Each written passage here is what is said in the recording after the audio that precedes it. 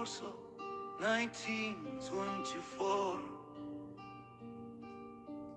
to a Jewish home in a world at war.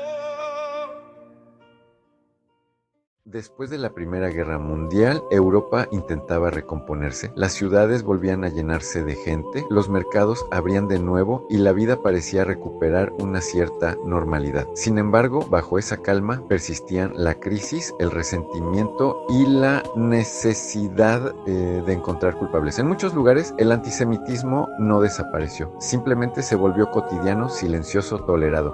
El mundo seguía adelante, mirando sin escuchar del todo.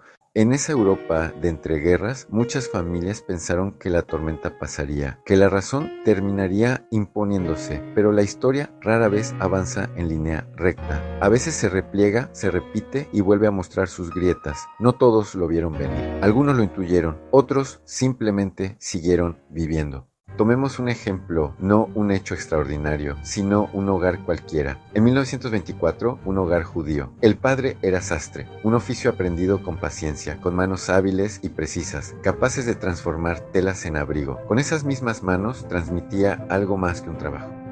Decía que no había que tener miedo de ser diferente.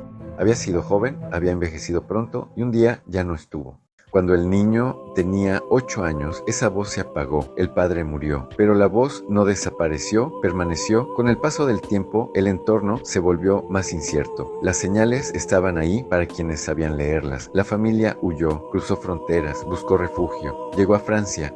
Era una llama frágil, pero suficiente para seguir adelante.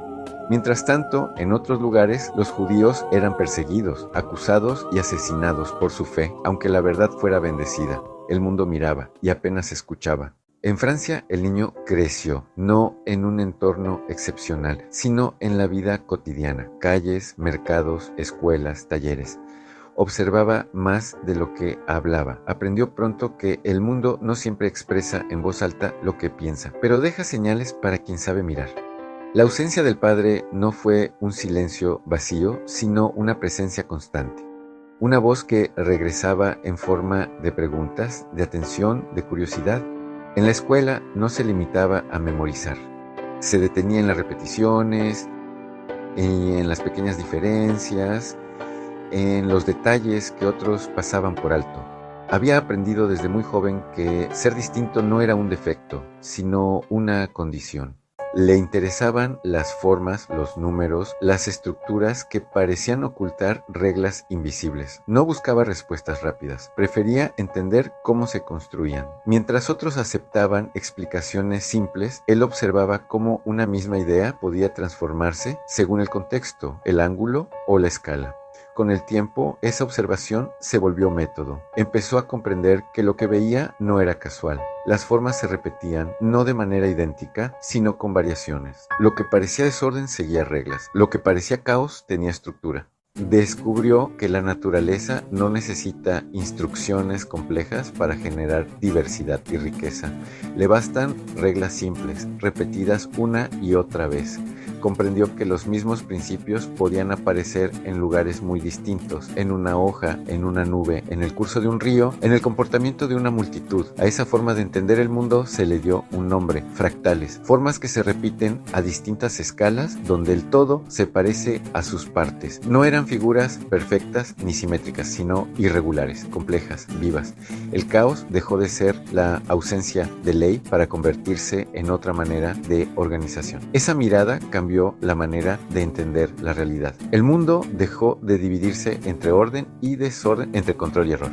Pequeñas variaciones podían producir consecuencias enormes. Lo imprevisible no era arbitrario, seguía patrones.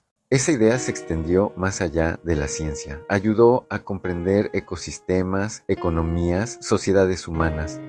Los mercados, las ciudades, los flujos de información mostraban estructuras similares a las de la naturaleza.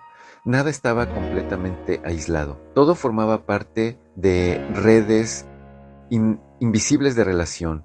Con el tiempo, esas ideas dejaron de pertenecer a una sola persona, se convirtieron en una forma de mirar. La ciencia ofreció un lenguaje, la historia un contexto, la humanidad el sentido. Nada de ello borró el dolor del pasado, pero permitió leerlo, entenderlo y aprender de él. El legado no fue solo intelectual, fue humano. Una manera de aceptar la complejidad del mundo sin negarla, sin simplificarla, sin temerle, porque comprender los patrones no significa controlar la realidad, sino convivir con ella. Y en esa mirada atenta y distinta seguía resonando una voz antigua: no tengas miedo de ser diferente.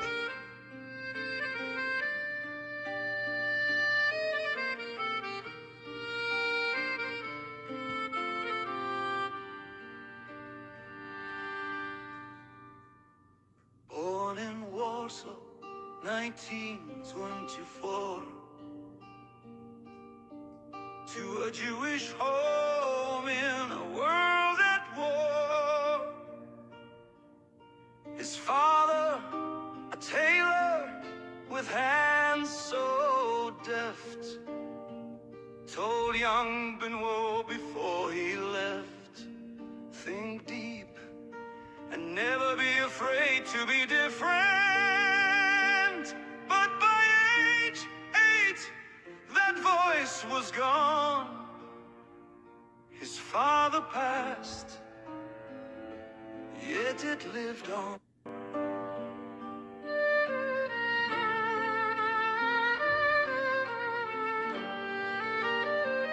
They fled to France to dodge the flame, where Jews were hunted all the same, killed for their faith.